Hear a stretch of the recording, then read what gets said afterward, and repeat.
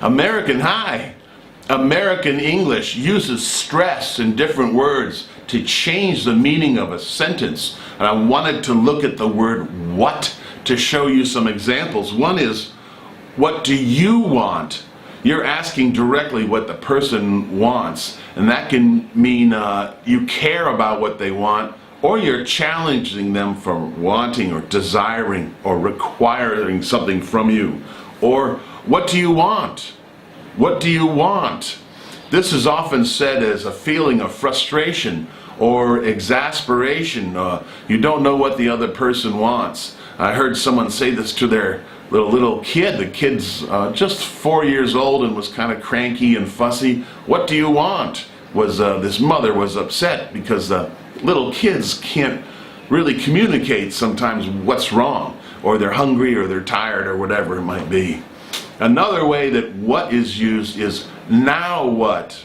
Now what? When someone's asking you repeatedly for something or interrupting you, you might say, now what? Meaning, what do you want at this time? Why are you bothering me again?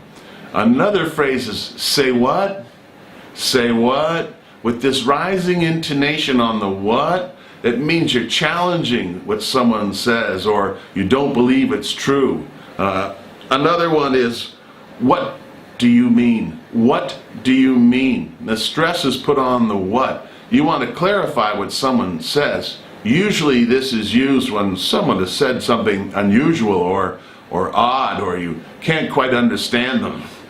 And last, what were you thinking? What were you thinking? That's one where you're challenging somebody who's done something wrong in the office, or they misplaced something. Or I heard this phrase the other day when somebody borrowed my friend's car and parked it on a hill, and they didn't put the emergency brake on, and the car got bumped as someone was parking, and my friend's car rolled down the hill into the intersection. No one was hurt, but the fellow who borrowed the car got asked, what were you thinking? If you park on a hill, put the emergency brake on. Okay, this is what we learned today.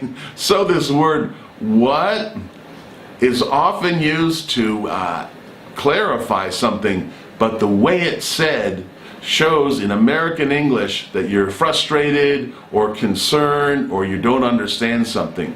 And so the way it's said is different than how you read it on the page. You'll hear this in TV shows and movies, or see it in print. Sometimes if there's an accent on the what, it'll be italicized when a novelist uses it. If you listen to this lesson again, you'll hear the special intonation in English that really tells us what the sentence means. And the key word is the what? What do you mean?